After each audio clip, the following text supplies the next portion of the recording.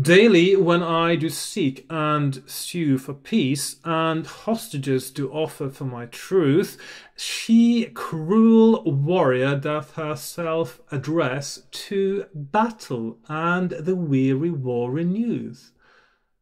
No will be moved with reason or with ruth to grant small respite to my restless toil, but greedily her fell intent pursueth of my poor life to make unpitied spoil.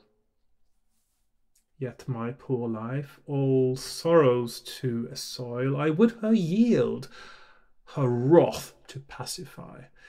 But then she seeks with torment and turmoil to force me live, and will not let me die.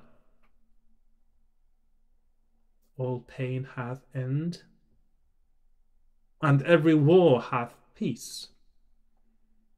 But mine no price nor prayer may surcease.